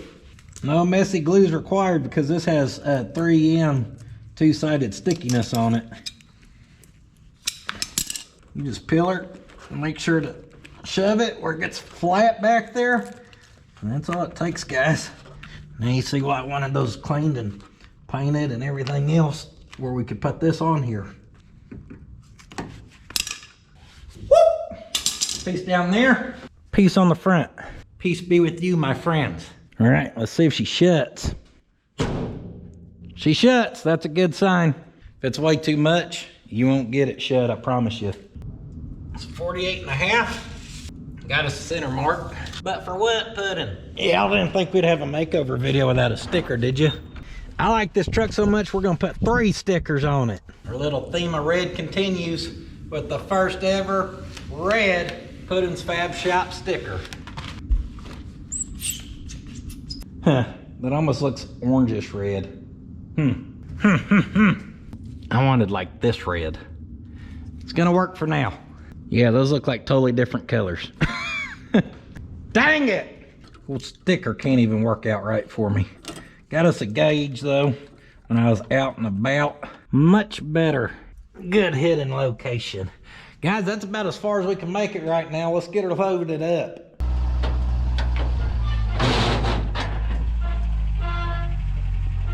Well, she's loaded up, she's strapped down. She needs to go to the Pinstriper, she needs to go to alignment shop, and old Top Stitch Taylor's gonna button up our interior. And then hopefully next time y'all see it, it's on the road and just looking awesome. I heard it's gonna look so good, it's gonna make your eyes want to cross.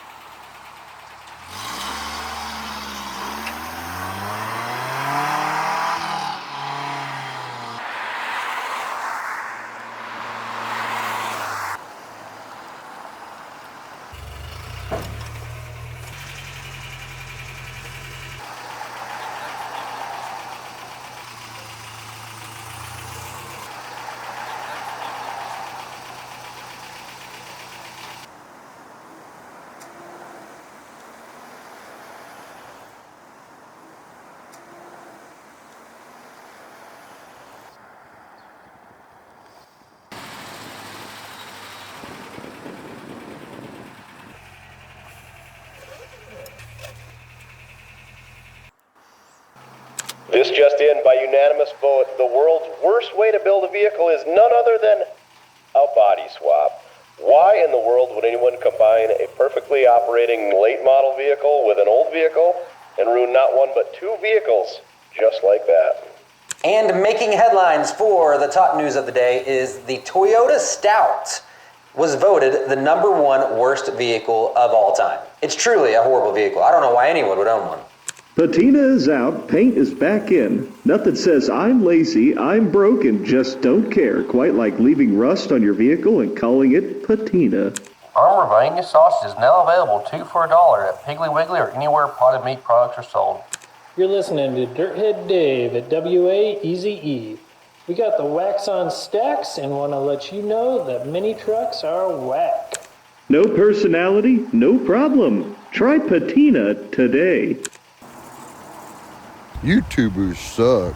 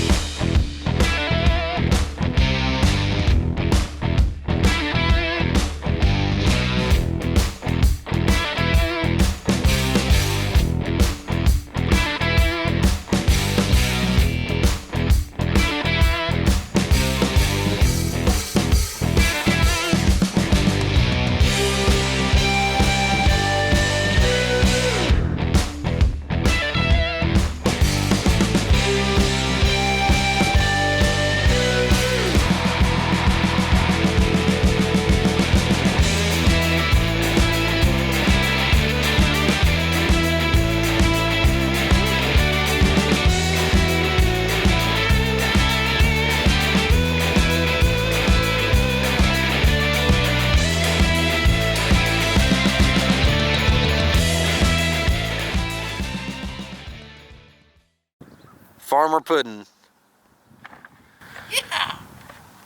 All right. Well, I appreciate y'all letting me come out here and shoot. Especially you. You're acting all tough. You're a softie. All right. I got underneath that chin. You melted like butter in a microwave, dude. You ain't tough.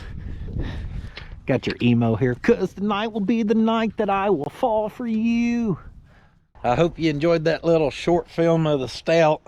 And that's going to actually wrap up our stout build here on the main channel. Got her parked over here because this weekend I've been driving this baby, put some miles on her, guys. Took her to the alignment shop.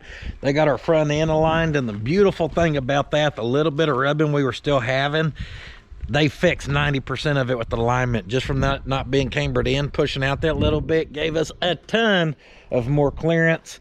The whole time I've driven it so far, I have got the axle to bottom out in the C-notch one time, and that's been it. And like whipping into here and cutting real hard, like doing hills and bumps, you still get a slight rub here or there. But what y'all had seen in that last video where I couldn't even go up and down the driveway, I've been driving this baby all over Pot County, and she's a ripper. When this thing was a red 92 Toyota, I insisted on doing a couple burnouts with it chained to the Torola, and I absolutely smoked the clutch, and I can feel that as I'm driving. So on the second channel, at some point, we'll end up doing a clutch job on it, no big deal. But as far as the main channel, like I said, we're probably wrapped up on here. My other AC line that I had to cut in this video, it did finally come in, so we'll look at getting it swapped out and servicing AC. I just don't think there's enough work to do to justify another main channel. She's ready for some shakedown miles on her, so as we continue to shake her down, we'll just make content on the second channel of really fine-tuning this little unit in. Sean at the alignment shop said he was overly impressed apparently with how square that rear end was in the back of this truck, and I don't know why he thought I was gonna put it in there crooked, but he apparently was bragging to everyone how that thing was like literally dead on the money. And I'm like, I may not have fancy lasers, but I got tape measure and one good eye, so I figured I'd get it close. So besides the alignment, y'all could see from the video, I told y'all she's gonna get some pinstriping. Mick, man, does he do a beautiful job here. I've known Mick for a long time, and I knew he could get a quick turnaround for me. The old school thing to do, and you're like race cars, they'd put the driver's name underneath the door handle. So we got pudding on my side, and then hopefully y'all noticed over here on the passenger side, well, we got old Theo with the paws. Can't leave the pinstriping off the back, so we got a little tramp stamp out here. Nice little pieces. Mick did a beautiful job on this thing. I'm gonna still allow this probably another month or two of letting it flash rust before we sauce it and stop the rust. Stop the rust. And inside we even got a little pinstriping. I told y'all I wanted that piece to be covered, so she's covered. And man, does that look cool when you got your pinstriping. Of course, Top Stitch just killed it on our interior for us. You start adding in like the dimple dyes with the Mexican blanket, the pinstriping, and it just makes the interior of this truck fun. I know some of y'all are never gonna be a fan of this dash. I can't win you over with it, and I understand that. But understand these last couple days, when I've been using that heater that was up in there, all them gauges, the factory gauges working, having that Kenwood right there to listen to my music as I drive and enjoy this thing, you feel like you're driving a little 92 Toyota 4-cylinder 5-speed fuel injected. It just does awesome. And then you get out and you realize, no, I'm driving something that looks much cooler than a 92 Toyota. As far as the seat goes, or the door panels and stuff, I've just wanted to do a Mexican blanket. And y'all seen me stretch a Mexican blanket before and hog ring it. I decided we could take this one next level and actually have Top Stitch whip us up some inserts here. So he just cut off the little headrests that were part of the seat from the factory, which I like better without. We just go with a gray vinyl where it helps all the colors kind of blend together. These are about as simple of a door panel as you could build. And so I'm like, let's just, you know, spruce her up with a little few inches on the bottom there. Our little knobs and stuff, I just clean them up just the same like our other stuff. And it really just brings the interior of this truck together. It helps our color scheme flow throughout the whole truck, guys. One thing that'll be interesting to see on this build is how long does this motor end up lasting? Today the chatter don't sound like it got any louder. Yesterday I swore it was getting louder the more I drove this thing. Something in that motor don't sound happy. We'll investigate that even more into the second channel. In all honesty, I'm not too worried about it. Even if this one goes kaplowy, I'm sure we can swap another, or we can find another 22 RE to swap into this thing. So we knew that motor is a little chattery, but as far as the shakedown goes, guys, there ain't a lot on the list.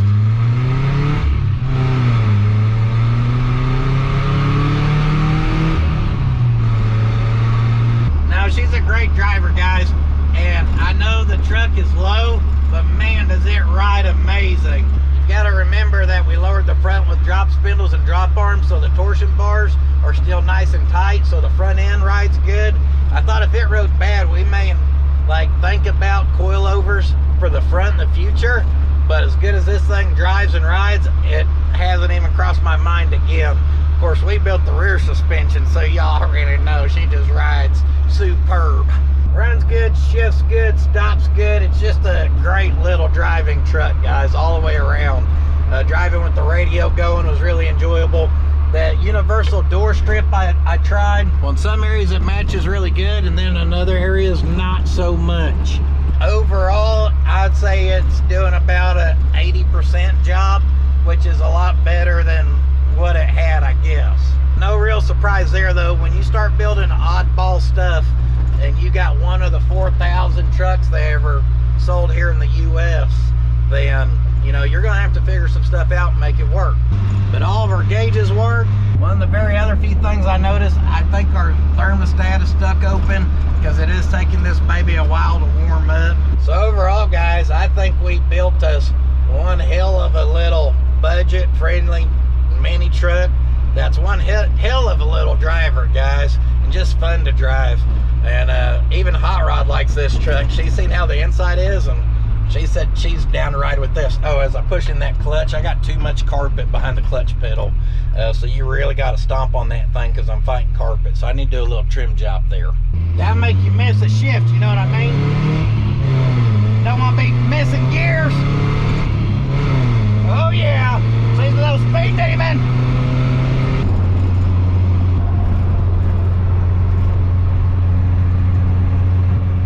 Oh, thought we were gonna smoke a squirrel. Oh, thought we were gonna smoke a squirrel.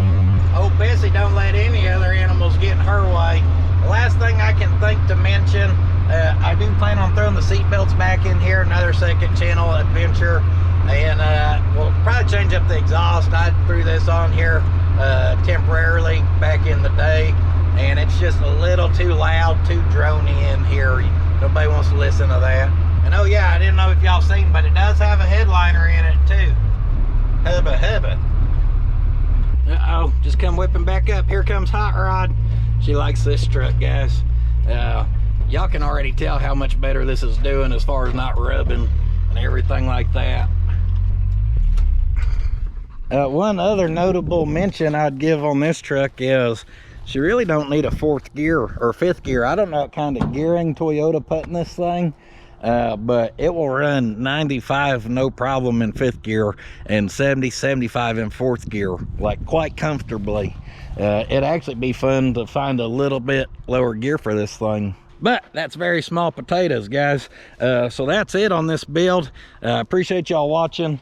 If you're an old school mini truck person like I am, I know some of y'all are, y'all understand why this truck is like a holy grail mini truck to you. I've only ever seen one on the road ever in my life at the age of 18.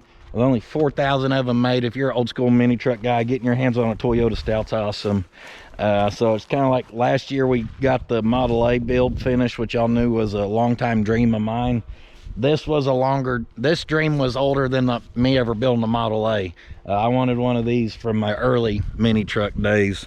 And guys, I just can't thank y'all enough for being here supporting, where I can continue to, you know, build stuff that I've always dreamed of doing for a long time in my life, and it's possible. And just from y'all being here watching, all the support. So I cannot thank you guys enough for helping me accomplish these things. Are you blessing up, girl? What are we doing? Hey, you know, like the sitting on your butt won't finish your project? What about sitting on your old Bessie won't finish your project? puddins.fab.shop.com for that good quality merchandise, guys. We appreciate all the support there. Another way to keep this dream of mine going and growing and showing, and making it possible for me to continue to make content for y'all. So thank y'all for all the support there over the years. We will have merch with this. The only thing is, guys, the turnaround time from the artists and the companies of printing it and stuff adds up. So it'll probably be a few weeks before I'll have everything in to be able to release it. But please be looking forward to that and supporting that, because I'll be honest, this is not a popular YouTube build for us. But no complaints, guys. We have another dream truck here. I'm on the Instagrammer, I'm on the Facebooker, on the Patreon. I think that's it. Much other than that, Theodore looks naked because he's so used to having sweaters on, and now he's just got a collar. He's been enjoying that sun. And I will see y'all in the next one. However, do not forget, sitting on your ass will not finish your project.